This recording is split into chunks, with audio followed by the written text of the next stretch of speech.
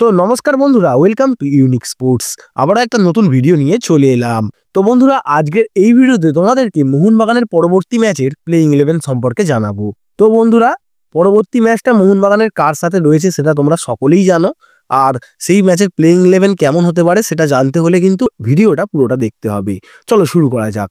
তো বন্ধুরা, তোমাদের জানিয়ে রাখি যে 8ই ডিসেম্বর অর্থাৎ রবিবার দিন সন্ধ্যা 7:30 থেকে নর্থ ইস্টের মাঠে মোহনবাগানের সাথে নর্থ ইস্টের খেলা রয়েছে।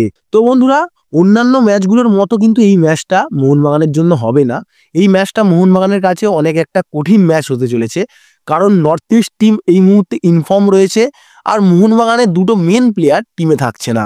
আর নর্থ ইস্টের অ্যাটাকারগুলো কিন্তু দুর্দান্ত ছন্দে রয়েছে, তাই মোহনবাগানের ডিফেন্সে প্রচুর চাপের সৃষ্টি হবে। এবার চাপটা মোহনবাগান কেমন করে সামলায় সেটাই কিন্তু দেখার বিষয় থাকবে। তো বন্ধুরা, আইএসএল এর দ্বিতীয় ম্যাচ মোহনবাগানের সাথে নর্থ ইস্টের ছিল, আর সেই ম্যাচটাতে কিন্তু নর্থ ইস্ট দুর্দান্ত পারফরমেন্স করে মোহনবাগানের অবস্থা খানিকটা খারাপ করে দিয়েছিল, বাট মোহনবাগান দারুণ কামব্যাক করে এবং সেই ম্যাচটা জিতে নেয়। তো বন্ধুরা, এই ম্যাচটা মূলত ড্রই হতো, বাট জেসন কামিন্সের গোলে মোহনবাগান দল জিতে যায় আর প্রচুর হাড্ডাহাড্ডি একটা ম্যাচ হয়। তাছাড়াও এই আইএসএল এর মুখোমুখি হওয়ার আগে নর্থ ইস্টের সাথে ডুরান্ড কাপে কিন্তু মোহনবাগান দল ফাইনালে মুখোমুখি হয়েছিল, যেখানে ম্যাচটা ড্রই হচ্ছিল। তারপরে টাইব্রেকারে ম্যাচটা যায় আর সেখানে গিয়ে মোহনবাগান দল নর্থ ইস্টের কাছে হেরে যায় এবং নর্থ ইস্ট ডুরান্ড কাপের চ্যাম্পিয়ন হয়ে যায়। তো বন্ধুরা, বুঝতেই পারছো যে দুটো টিমের মধ্যে এই সিজনে কিন্তু প্রচুর কম্পিটিশন রয়েছে, আর আশা করি ম্যাচটা কিন্তু খুবই হাড্ডাহাড্ডি হবে, কারণ মোহনবাগানও যেমন ভালো ফর্মে রয়েছে, নর্থ ইস্টও তেমন ভালো ফর্মেই রয়েছে। আর বন্ধুরা, সবচেয়ে বড় কথা হচ্ছে নর্থ ইস্টের দুটো প্লেয়ার, সেই দুটো প্লেয়ারের মধ্যে একজন হচ্ছেন আলাদিন আজারে এবং আরেকজন হচ্ছেন জিদিক রেমিজ। তো এই দুটো প্লেয়ার কিন্তু প্রচুর সমস্যার সৃষ্টি করবে, যেটা আমরা গত ম্যাচগুলোতেও দেখেছি। তো বন্ধুরা, আলাদিন আজারে কিন্তু দুর্দান্ত ছন্দে রয়েছেন। হ্যাঁ, শেষ দুটো ম্যাচে তিনি গোল পাননি ঠিকই, বাট তার প্রদর্শন কিন্তু খুবই অসাধারণ, যেটা আমরা প্রত্যেকটা ম্যাচেই দেখতে পাচ্ছি। তাছাড়াও জিতি নেমেসও কিন্তু দুর্দান্ত ছন্দে রয়েছেন। আর প্রবলেমটা হচ্ছে মোহনবাগানের ডিফেন্সের মেন যেই দুটো প্লেয়ার অর্থাৎ সুভাশিস বোস আর অ্যালবার্তো রড্রিগেজ, তারা কিন্তু উপস্থিত থাকবে না। তো প্রচুর চিন্তার বিষয় থাকবে মোহনবাগানের জন্য, কারণ যেহেতু মেন প্লেয়ার দুটো উপস্থিত থাকছে না ডিফেন্সের, সেহেতু ডিফেন্সে কিন্তু প্রচুর চাপের সৃষ্টি হবে। তো বন্ধুরা, এই ম্যাচটা যদি নর্থ ইস্টের চাপে মোহনবাগান নাও জিততে পারে, যদি ড্র করে দেয় তাহলে কিন্তু তাদের অনেকটাই সুবিধা হবে পয়েন্টস টেবিলে।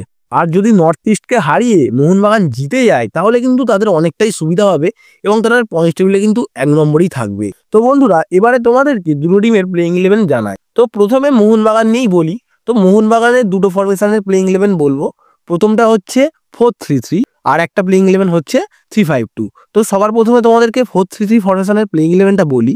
তো এই ফরমেশনে গোলকিপার থাকছেন বিশাল কাইত এবং সেন্টার ব্যাকে অর্থাৎ ডিফেন্সের মেন ভূমিকায় থাকছেন টম অ্যালড্রেড, এবং আমার মতে দীপেন্দু বিশ্বাসকে টম অ্যালড্রেডের সাথে সেন্টার ব্যাকে খেলানো উচিত মোহনবাগানের।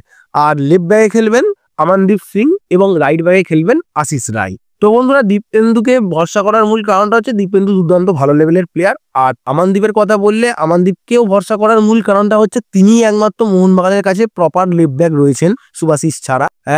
আশিক কুনিয়ানকে মোহনবাগান খেলাতে পারে, বাট তিনি সবেমাত্র চোট থেকে ফিরেছেন। সো মোহনবাগান চাইবে একটা প্রপার লেফট ব্যাককে খেলাতে, আর তিনি লেফট ব্যাক খেলেনি আমানদীপ। সো তিনি ভালোভাবেই খেলবেন আশা করা যায়। আর বন্ধুরা, সেন্টার ডিফেন্ডিং মিডফিল্ডে থাকবেন দুজন, আপুইয়া আর দীপক টাংরি।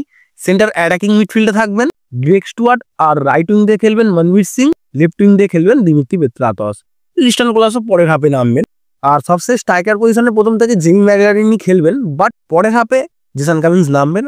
তো বন্ধুরা, মোহনবাগান যদি তাদের ডিফেন্সটা শক্তিশালী করতে চায় তাহলে কিন্তু একটা প্ল্যান নিতে পারে, যে তারা হয়তো নেবেও, আর যেটা হচ্ছে টম অ্যালড্রেডের সাথে সেন্টার ব্যাকে দীপক টাংরিকে খেলানো এবং লেফট ব্যাক পজিশনে আমানদীপের পরিবর্তে দীপেন্দুকে খেলানো উচিত।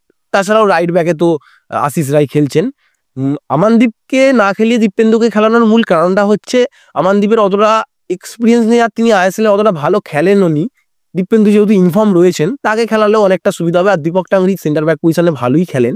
সো এইরকম একটা ডিফেন্সটাকে শক্তিশালী করার জন্য মোহনবাগান প্ল্যান নিতেই পারে। আর বন্ধুরা, এই প্ল্যানটা যদি মোহনবাগান ইউজ করে তখন কিন্তু তাদের মাঝমাঠে একটা সেন্টার ডিফেন্ডিং মিডফিল্ডার খেলাতে হবে, অর্থাৎ আপুইয়াকে সেন্টার ডিফেন্ডিং মিডফিল্ডারকে খেলিয়ে সেন্টার মিডফিল্ডে গ্রেগ স্টুয়ার্ট এবং দিমিত্রি পেত্রাতস খেলাতে হবে মোহনবাগানকে, এই প্ল্যানে যদি যায়। তো এইরকম প্ল্যানে গেলে কিন্তু অসুবিধা খুব একটা হবে না, ডিফেন্সটাও শক্ত হবে, অ্যাটাকটাও তো শক্তই থাকবে। সো প্রবলেম নেই।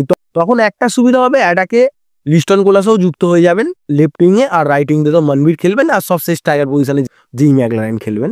এবারে তোমাদের যদি 3-5-2 ফরমেশনের প্লেইং ইলেভেনটা বলি, তাহলে তোমাদের বলবো যে এই ফরমেশনে মোহনবাগান নাই যেতে পারে, কারণ আলাদিন আজারে কিন্তু এই মুহূর্তে দুর্দান্ত ফর্মে রয়েছেন, তাছাড়াও জিতি নেমেস, তো তারা একটু প্রবলেম করতে পারে। যদি মোহনবাগান যায় তখন গোলকিপার তো বিশাল কাহির থাকছেনই, 3টে centre back Tom Aldred, Dipendu বিশ্বাস আর আশিস রায় খেলবেন।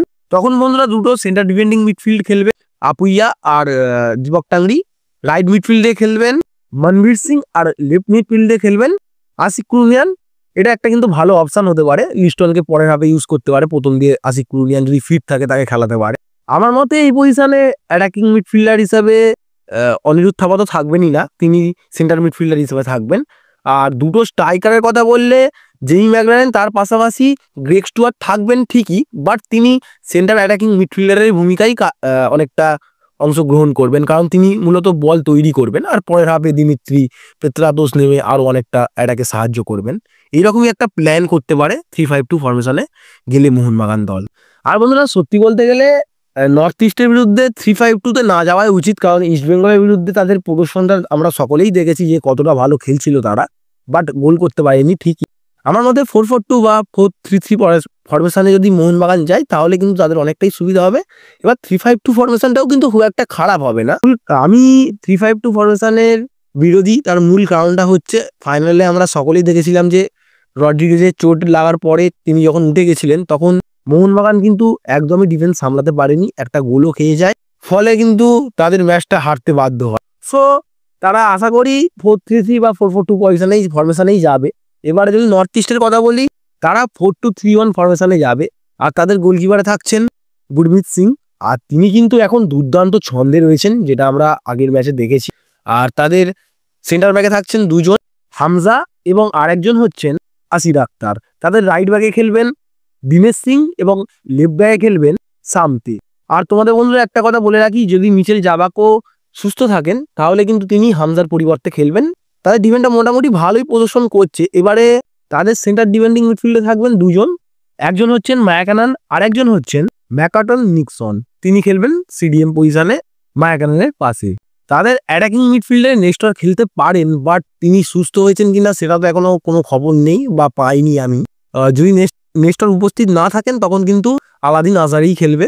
তো নেস্টরের চোটটা যেহেতু অতটা গুরুতর নয় বা তেমন কিছু শোনা যায়নি, সো তিনি খেলবেনই, তাকেই রাখছি। নেস্টর সেন্টার অ্যাটাকিং মিডফিল্ডে খেলবেন, রাইট উইংতে খেলবেন আলাদিন আজারে এবং লেফট উইংতে খেলবেন জিতি নেমেস। সো এই দুটো প্লেয়ারই কিন্তু একটুখানি গন্ডগোল করবে মোহনবাগানকে। সবশেষ স্ট্রাইকার পজিশনে খেলবেন গুলমিরো ফার্নান্ডেস। তো বন্ধুরা মোহনবাগানের একটা দিকে কিন্তু সুবিধা থাকবে, সেটা হচ্ছে নর্থ ইস্টের মাঝমাঠে বিবামের থাকছে না, তো মাঝমাঠ দিয়ে ভালোই অ্যাটাক করতে পারবে মোহনবাগান। তাছাড়াও তাদের ডিফেন্সে যদি জাবাকে উপস্থিত না থাকে তখনও কিন্তু মোহনবাগানের অনেকটাই সুবিধা হবে। বাট মোহনবাগানের অসুবিধাটা হবে আলাইদিনকে নিয়ে, যিনি ঝামেলাটা করতে পারেন, বাট কেমন কি খেলে সেটা একটা দেখার বিষয়। তাছাড়াও আশিস রায়কে ভালো করে কিন্তু মার্ক করতে হবে। আর বন্ধুরা তোমাদের মতামত অনুযায়ী মোহনবাগানের কেমন প্লেইং ইলেভেন নিয়ে নামা উচিত, যেহেতু মেন দুটো প্লেয়ার উপস্থিত থাকছে না, সেটা তোমরা কমেন্টে জানাতে পারো।